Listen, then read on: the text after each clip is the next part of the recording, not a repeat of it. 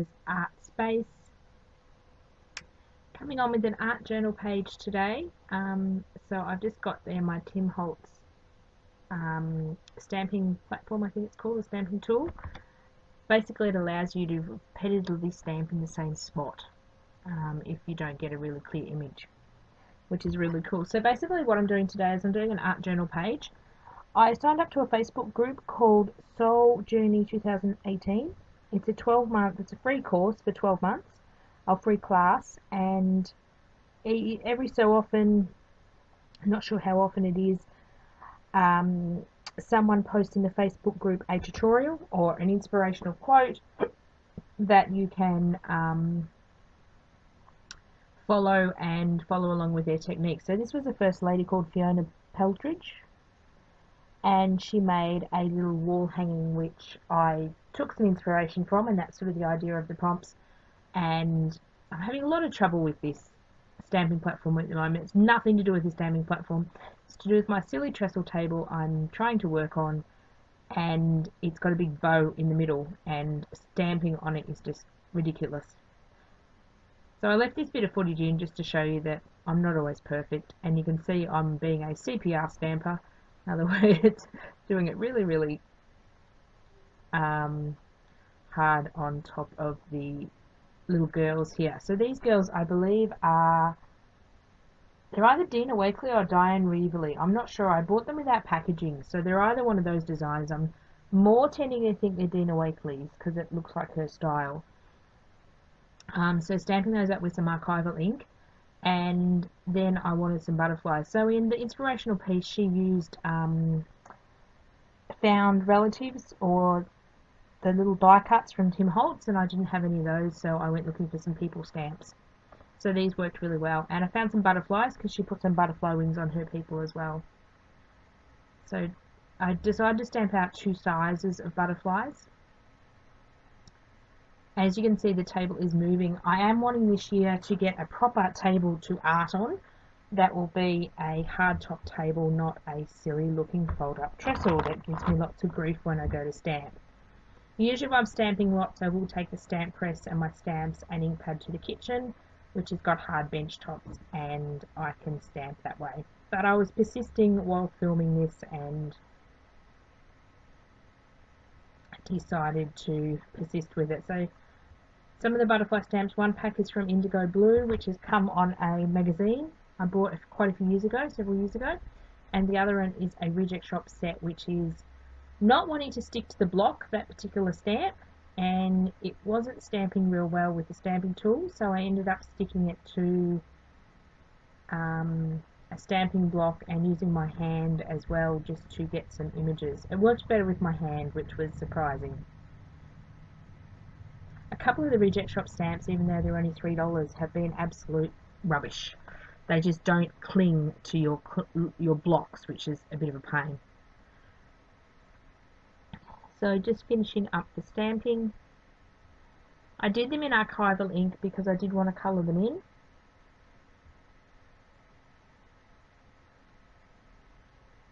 With some watercolour paints. Sorry, I was just referencing my art journal page that I've got next to me at the moment. So I decided to fill up the entire page with butterflies because if I've got my stamps and my inks or my stamps all dirty, I may as well keep going. And the advantage with the stamp press is you can place your stamp on the paper, close the lid and pick the stamp up, and it will stamp directly in that same spot, which is handy if you're wanting to line up things as well. As you can see, I'm having terrible trouble with getting a perfect impression, but a perfect impression is not that relevant in this particular instance, and you can see the table wobbling when I'm doing it, which is a pain. But that's my goal by the end of the year, to have a proper scrapbooking desk, which possibly won't work in the spot I've got it in the lounge room where I craft at the moment, but we will cross that bridge when we come to it. So just giving those a quick dry with the heat gun just to really seal in that ink, and I also like to dry things from the back as well. So I grabbed out some watercolours. So I think these are from Alexis's set. So they're from Semco. I got them at Spotlight quite a few years ago. Probably about 5 years old actually. So I believe I got these for Alexis I put together an art journal kit for her when she turned, I think she turned 5. It could have been turned 6. It was when she turned 6. Yes, I think it was when she turned 6, so they're about 4 years old, and we've hardly used them. They're nice paints, they're nice vivid colours, but they are kids' quality paints, so I don't think they cost me a whole lot of money, and I would have got them on sale anyway. Most of the art supplies I buy are on sale, because I hate paying full price for anything. So basically just wanted to give these some colour, and I went with the blue, sort of the pink and the yellow theme, and then I built everything else around those sort of colours in my layout. I wanted it to be nice and bright. The piece that was the inspirational piece from Fiona Peltridge on this one, or Patridge on this one, was she did quite heritage colours, but I'm a bit more of a bright person, so I thought I would bring in the brights. So just adding some more colour. I'm not being particular about colouring in the lines because I know I am going to fussy cut these out. I am just working on a piece of 210 GSM white cardstock, so it's not watercolour paper, so I'm not wanting to saturate them too much. I do need to invest in some semi-cheapish, semi-better watercolour paper. But I'm trying to use what I have this year. So when I run out of sort of cardstocky things, I will then go and purchase some more. So I decided to fussy cut them out. I'm just doing them very roughly. I love fussy cutting, but you don't need to sit there and watch me fussy cut. So now I want to do a bunch of layering behind my pieces. So this is sort of following on Fiona's. I sort of basically copied her layout but did my own colours and did a bit different. I'm actually working in, and you can see in the back there, I'm working on a linen page or a fabric page in my homemade mixed media journal, as inspired by Dina Wakley's mixed media journal that came out last year. I liked the idea of having a journal with fabric in it, with burlap in it, with canvas in it, with craft in it. But again, last year I was also trying to use up what I have, so I made my own journal, and if I remember I will link that below. So I made mine out of a cardboard box. The Alexis bed come in actually, some cardboard cereal boxes, and it's quite large, and offcuts of paper, and there's some plasticky like mesh in there, there's fabric in there, so I'm working on one of the fabric pages. I've actually only done one page in this book, and I sort of hadn't done any for a while. I'd made the journal, was all excited, and then I got a bit intimidated about working on the fabric, but watching Fiona's video actually inspired me to grab out this book and actually work on the fabric page. So thank you very much for that, Fiona. Not that you'll be watching my videos.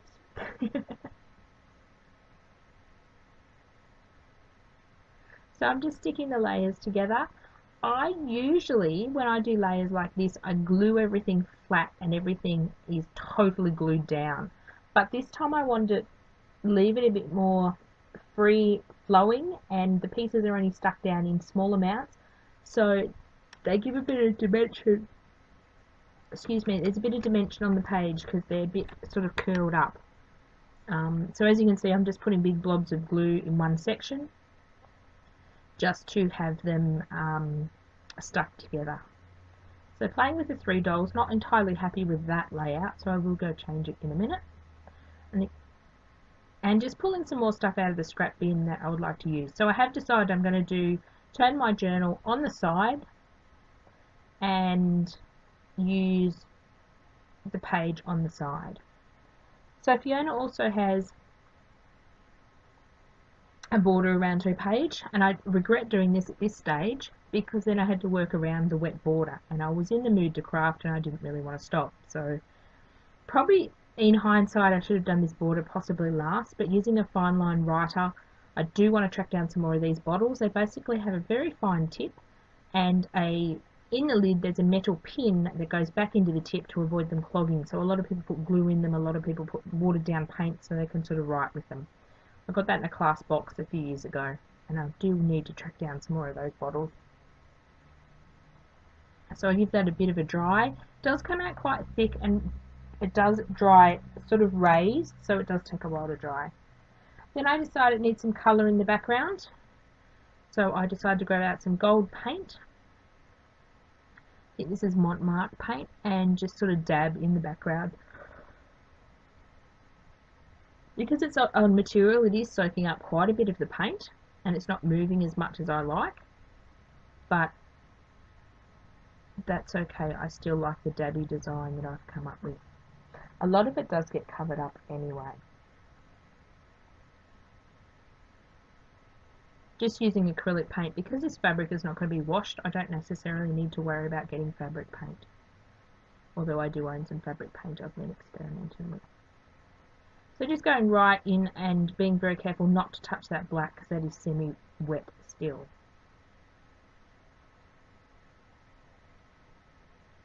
So just giving that a dry. I didn't need to dry it for very long because it did soak into the material. So I pulled out this napkin you saw before, and I've decided to use some of these napkins.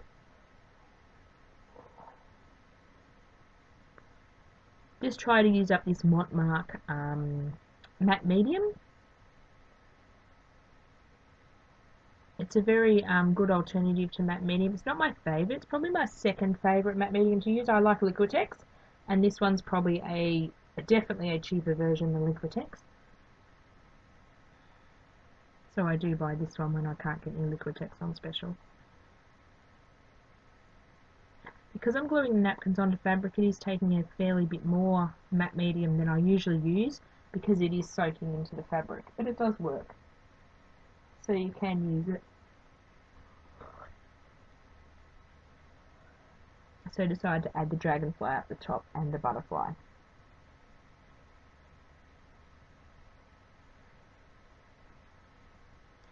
In hindsight, I should have put that butterfly with the cut edge. See how it's got a flat edge? Oh, it's right out of my hand. Down the bottom. In hindsight, I shouldn't have done the border first, and I should have left that till last, and then I could have had the butterfly right at the bottom. But I'm still pleased with the results. I had fun working in this journal, and I've done a subsequent page in this journal as well, and I think I'm going to like it and use it a lot more this year. Also been watching quite a few videos with Dina Weekly on working in the mixed media journal as well. So just finishing that off with some gloss Mod Podge. I obviously ran out of the matte medium. Running out of a lot of things lately, using up a lot of jars and bottles, which is fantastic to use it up rather than let it sit there and go off or dry out. So just drying up that again. There's a lot of drying between layers in mixed media.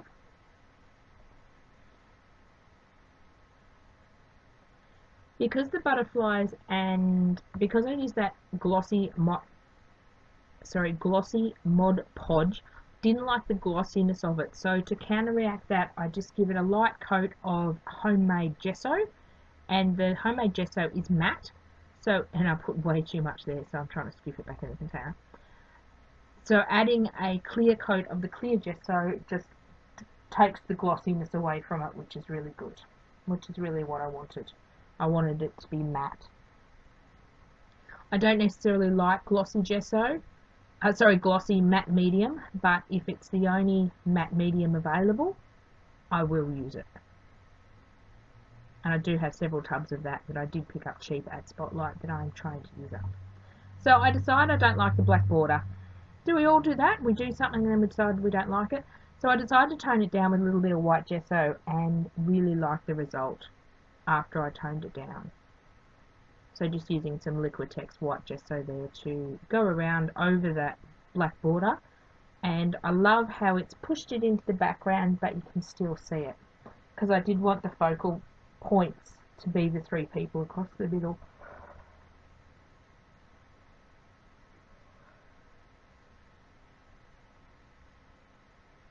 So just placing my three people back on again. I do this a lot. I will put elements on and look at them, take them off and add something else. And what Fiona did on the bottom of hers, she actually turned it into a wall hanging and tied a lot of ribbons, like a bunch of ribbons down the bottom. I didn't want to do a wall hanging because seriously, how many wall hangings can I have around my house? It's not that big. I wanted to keep this in my journal and I wanted to keep it flat. So instead of tying the ribbons, I stapled them. So just basically folded them over, went through my ribbon box and got a lot of different colours. Went with the colours that were in my collage clusters, so the pinks, the blues, the golds, white, and got a whole variety of different ribbons and just folded them in half and stapled them along the bottom, and I really love the effect.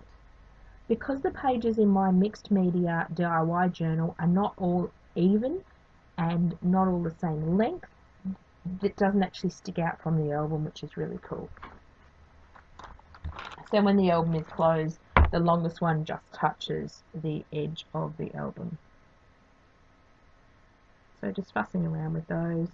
And they staple on quite easily. I could have also glued them on, but I do like the stapling effect. And it was nice and quick to boot as well. Didn't have to fuss and get out my heat tool. So I thoroughly loved doing this process. I'm following along, hopefully every time Soul Journey comes out with one of their video prompts or their video lessons. So I will link the Facebook group below. It is free to join. And it's just another place to grab some inspiration from. Sometimes it's a quote, sometimes you can draw inspiration from their piece of artwork they've done. And I've changed it a lot, but it's still got the same elements. It's got 3 people across the board. It's got collage clusters behind them. It's got a ribbon down the bottom. And it's got a border around the edge. So the main elements are still there, but very different. And it's lovely to see in the Facebook group what everyone else has come up with as well. So there's an album where you can stick all your creations so we can see what they are.